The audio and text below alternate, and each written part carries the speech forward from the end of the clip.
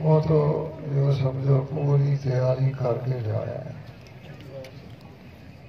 اللہ جیسے فرما رہے ہیں تیاری کر کے آؤ، وہ پوری تیاری کر کے جا رہے ہیں۔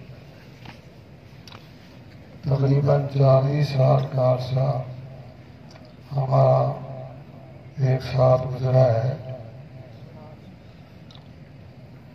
میں نے ان جیسا کوئی ساتھی ایسا نہیں دیکھا جو اللہ کے سامنے رونا دھونے والا ہو، ایسے جیسے کوئی کسی کو چپٹ کر روتا ہے، ایسے مولانا روتے تھے، اور ساتھیوں کے ساتھ انتہائی شفقت کا معاملہ تھا۔ ہم دونوں ساتھ رہے، ہمیشہ مولانا میرے ساتھ ایسا معاملہ تھا جیسے میں ان کا استاد ہوں، وہ میرے شاگرد ہوں۔ جان بہن سے معاملہ ایسا رہا کہ میں انہیں اپنا استاد سمجھتا تھا، وہ مجھے اپنا استاد سمجھتا تھا۔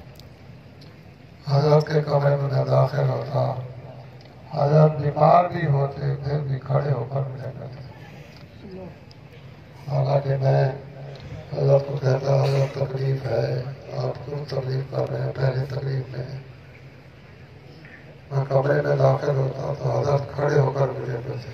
وہ اس سے عمر میں بھی بڑے تھے، لیکن حضرت میرے ساتھ ایسا معاملہ، یوں سمجھو جیسے ایک ماں شفیق بیٹے کے ساتھ جو شفقت کا معاملہ کرتی ہے کہ اپنی تکلیف کو برداشت کر کے اولاد کو، بچے کو راحت پہنچاتی ہے، مولانا نے ہمارے ساتھ ایسے ہی وقت گزارا ہے۔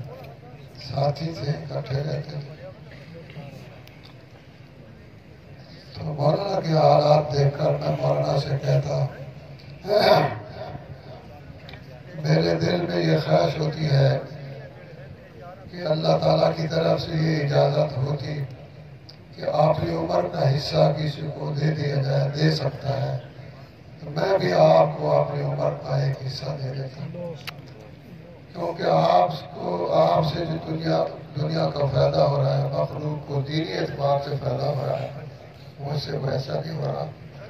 آپ کو میری زندگی کا کچھ حصہ مل جاتا، آپ جو ہے دین کا جو فائدہ اس مخلوق کو پہنچاتے وہ زیادہ ہوتا۔ میں کئی دفعہ تک کے سامنے اس خواہش کا بھی اظہار کر رہا ہوں۔ انتہائی اللہ کے سامنے رونے دھونے والے تھے، ایسا کوئی میں نے کبھی نہیں دیکھا۔ تو اللہ تعالیٰ انہیں غریب رحمت فرمائے۔ نہیں، ہمارے لیے وہ ایک بہت مدرسے کی گاڑی کا مضبوط انجن تھا، اور وہ چلا گیا۔ حدیث بھی آتی ہے موت العالم موت العالم، موت عالم، عالم کی موت عالم کی موت عالم کی موت ہے، کیونکہ عالم کو اس سے فائدہ پہنچ رہا ہوتا ہے، تو اس فائدے سے وہ محروم ہو جاتی ہے۔ قریب زمانے میں بہت سے علماء اٹھتے ہوئے نظر آ رہے ہیں، اور یہ بھی قیامت کی علامات میں سے ہے، علماء کا اٹھنا، یہ بھی قیامت کی علامات میں سے۔ تو میں حضرات سے درخواست کروں گا، ہمارے لیے ایک مضبوط انجن تھے، وہ چلے گیا۔ ہو جو رہا ہے کہ جو جا رہا ہے وہ خراب پور نہیں ہو رہا، وہ خراب باقی رہ رہا ہے۔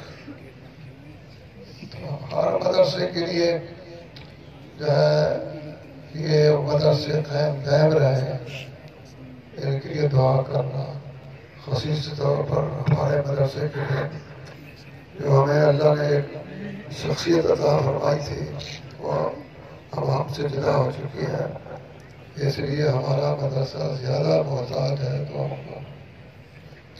کسی عمل کو تو حقیر نہیں سمجھنا چاہیے، دعا تو ویسی بہت بڑا عمل ہے، کسی عمل کو حقیر نہیں سمجھنا چاہیے، اس کو حقیر سمجھ کر چھوڑنا نہیں چاہیے۔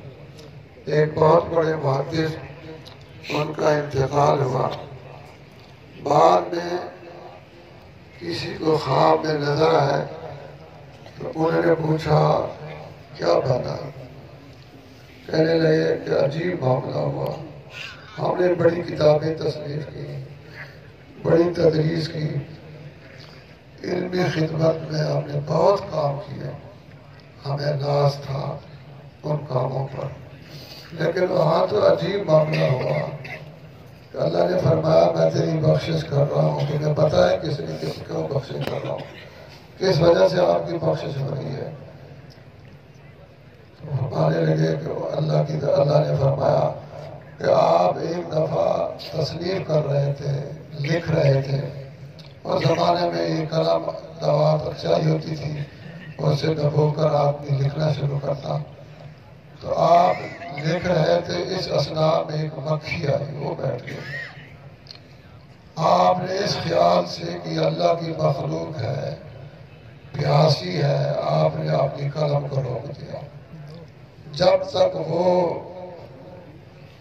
مکھی اس قلم پر بیٹھی رہی آپ نے نہیں لکھا اس کی پیاس بجھانے کے لیے، حالانکہ لکھتے تو کہ حدیث لکھتے یا قرآن کی تفسیر لکھتے، لیکن مکھی کی پیاس کی خاطر انہوں نے اپنی قلم کو روکا۔ اللہ نے فرمایا تو نے ہماری مخلوق پر ترس کھایا، ہم تیری مغفرت فرماتے ہیں۔ ہاں جی، تو کسی عمل کو معمولی سمجھ کر، حقیر سمجھ کر چھوڑنا چاہیے، وہی بخشش کا ذریعہ بن جاتا ہے۔